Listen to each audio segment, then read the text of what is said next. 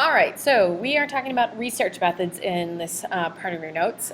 You should have already watched the video, Research and Experimentation. So if you didn't, go back to Canvas and go look for the video. I'm not going to play it here just because that would be repetitive. So we are going to be talking about research methods. Now I know in your book you already read about a couple of the research methods, but I wanted to clarify a few things to ensure that we all understand what's going on with each type of research. So first of all, sampling. Sampling is important in any type of research, and you have to be careful with how you do your sampling. You want to have a random sample of the actual population you are studying. So, for example, if you are talking about sampling the entire Bishop Chatard High School, you want to make sure that you are getting a random sample the entire high school. You don't want to be just focusing on a particular grade level, but you want to be focusing on the entire high school. So you need to make sure that you develop a way in which that you will actually get an accurate random sample. For example, if I wanted to try and get random students in the hall, I could stand out in the middle of the hall on third floor and just pass out surveys. Okay? Problem with that is that obviously it may be skewed based off from what students are on third floor at that particular time, as well as I'm handing them out doesn't mean that you're going to do it. Okay? So the people that are actually going to respond is already a skewed sample, because that would be only the goody two-shoes that go and follow directions or whatever. So you want to make sure your sample is actually representative of the population you are studying.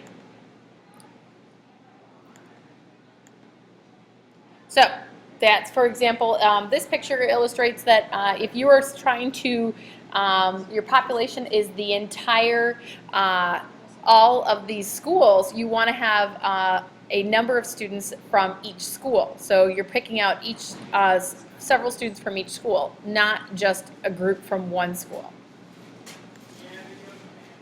All right, correlation is one of the types of research that you read about in your book. And I wanted to make sure we were kind of all on the same page and we understand how it works. First of all, we have positive correlations. Positive correlations are the likelihood that one thing will positively affect another. In this case, we have two items that are linked, and one will increase the likelihood of something else happening, or if you increase item A, item B will increase. If you decrease item A, item B will decrease. I'll give you an example. If we are talking about driving, okay? If you're talking about driving and you're talking about the likelihood of being a good driver, okay? If you decrease the amount of, if you increase your, I'm thinking, if you increase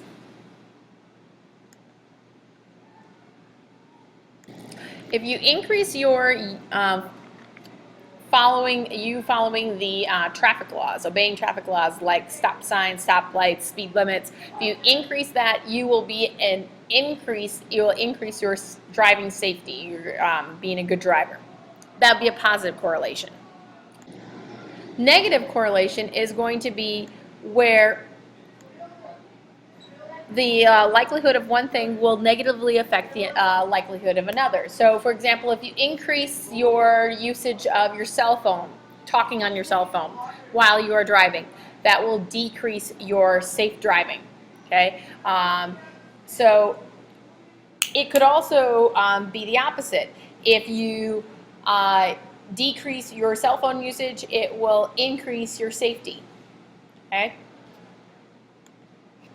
Scatter plots are going to be a visual representation of correlations. So the way a scatter plot works is that you are going to actually look at the correlations and the mathematical calculations of it.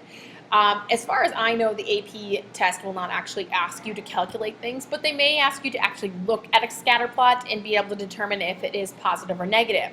So the correlations will range between a positive one and a negative one. The closer the correlation or coefficient is to a positive one or a negative one, the stronger the relationship. So if it's a positive one, that is going to mean a positive correlation. So for example, if we're talking about your safe driving and you obeying traffic laws, okay, the correlation coefficient could be a 0.63. That means it's a very strong correlation that those two are linked. However, a negative one, closer to a negative one, say a negative 0.8, will mean that it is a very strong negative correlation. Now, please remember that what I am saying, what I am telling you about correlations is that correlations are not showing causation. We cannot say one causes the other. We are saying they are correlated. They are linked. We are trying to show prediction, but we cannot say causation for sure. Another example, if you are talking about grades, if you increase your studying, okay, your grades will increase. That is a correlation. They are positive correlations because they are both going the same direction. But you can also say as you decrease your studying, your grades will decrease. Still a positive correlation because they're still going the same direction. However, if we want to make a negative correlation, let's say, for example, you're sleeping more in class. Okay?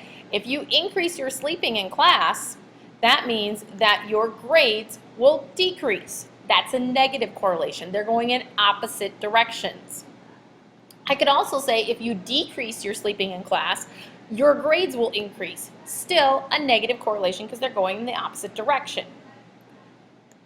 Now, scatter plots. This scatter plot on the left here, this one is looking at your grade point average and your hours spent studying. Notice that the points are all kind of scattered all over, which is why it's called a scatter plot. But if you kind of make a circle around all of them, you'll notice a general positive trend. And if you actually looked at a correlational coefficient for this, you would see that it would be closer to a positive 1. And this is a positive correlation.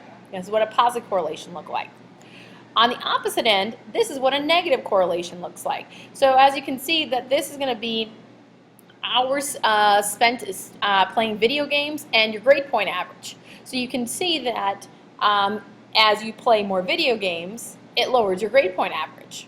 Okay, so you can make a circle around these dots, okay, and you can see a general trend that it's a negative correlation. It's kind of downward sloping.